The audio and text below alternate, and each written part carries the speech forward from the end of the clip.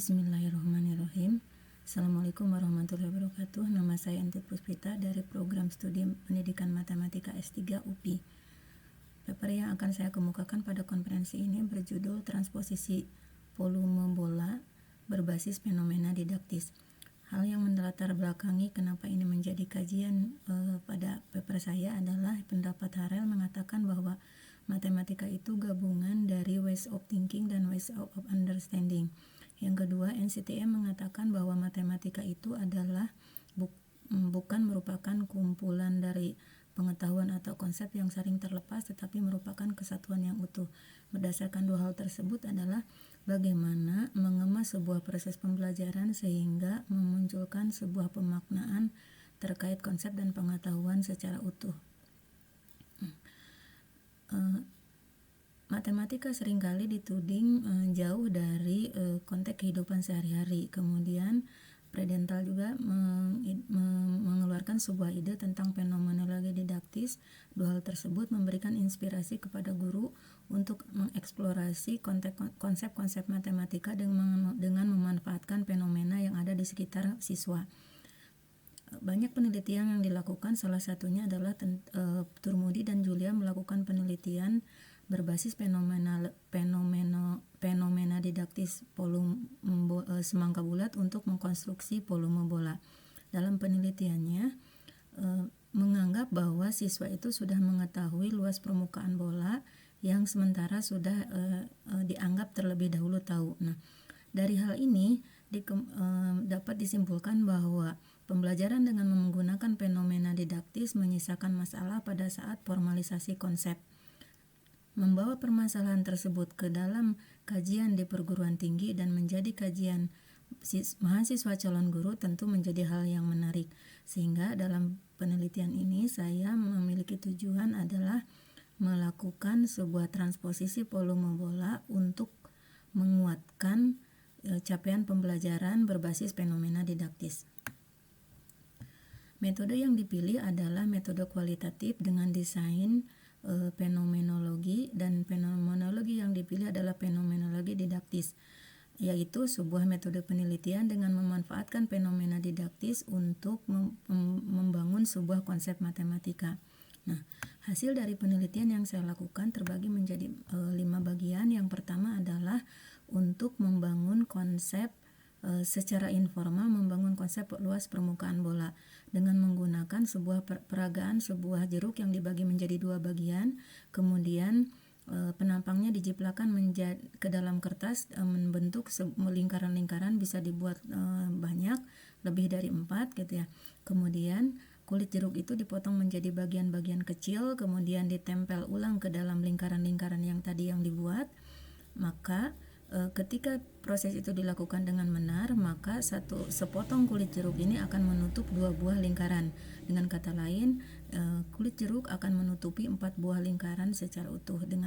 Dari kondisi itu dapat disimpulkan bahwa dengan menggunakan konsep yang siswa sudah tahu terkait dengan luas lingkaran, maka luas permukaan bola itu adalah 4 kali luas lingkaran, yaitu menjadi 4 PR kuadrat. Nah, hasil yang diperoleh dari bagian A ini akan digunakan untuk membangun konsep volume bola. Nah, ketika kita punya sebuah semangka bulat besar, kemudian dibagi menjadi bagian-bagian yang kongruen membentuk sebuah piramida seperti gambar yang di tengah, kemudian dikonstruksi ulang, disusun kembali seperti yang disajikan di gambar paling kanan.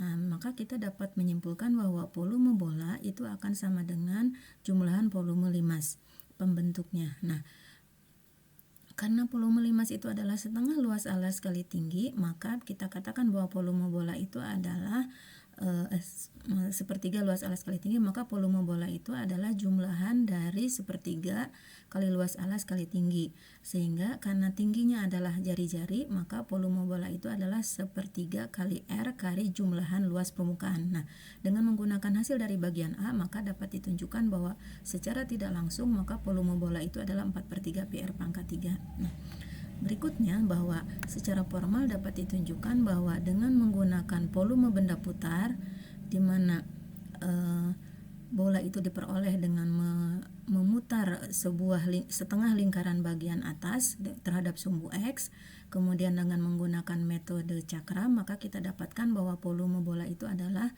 yang ini 24/3 PR pangkat 3. Nah, kemudian selain menggunakan volume benda putar, dapat juga digunakan menggunakan konsep integral lipat 2, yaitu menggunakan konsep volume benda pejal, bahwa sebuah bola dengan persamaan x kuadrat tambah y kuadrat tambah z kuadrat sama dengan a kuadrat, yaitu bola dengan pusat 0,0,0 dengan jari-jari A, maka volume bola itu adalah sama dengan 2 kali volume setengah bola bagian atas. Nah, setengah bola bagian atas dengan menggunakan konsep integral lipat 2 itu diperoleh seperti ini. Nah, bentuk seperti ini itu adalah bentuk koordinat menggunakan aplikasi koordinat polar, karena tadi pada saat kita bekerja dengan koordinat kartesius kita akan sedikit kesulitan pada saat menggunakan integral lipat 2-nya.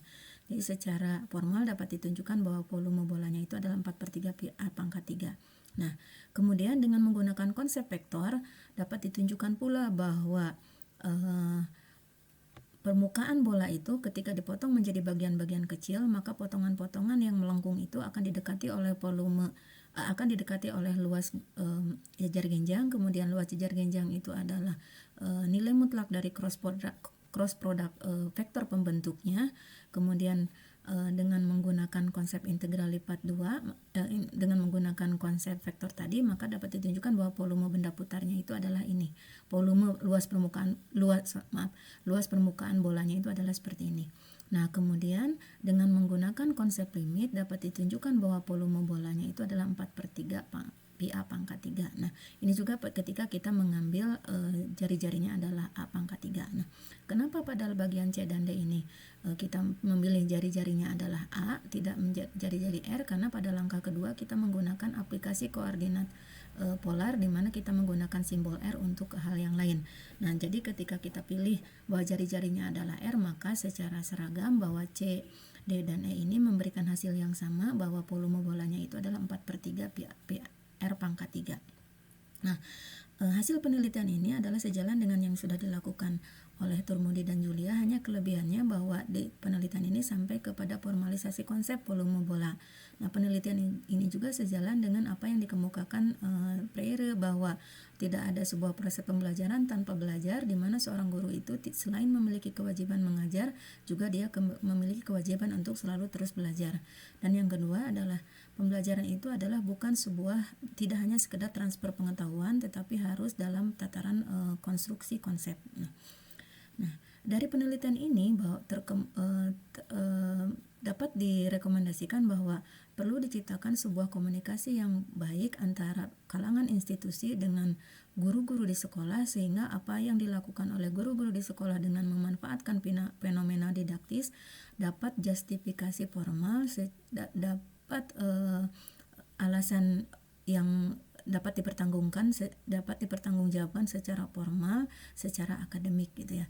Jadi diperlukan sebuah komunikasi yang baik antara guru, kalangan institusi di perguruan tinggi dengan guru di sekolah sebagai pelaksana atau ujung tombak untuk menjadikan siswa-siswa di negara kita menjadi lebih baik. Terima kasih.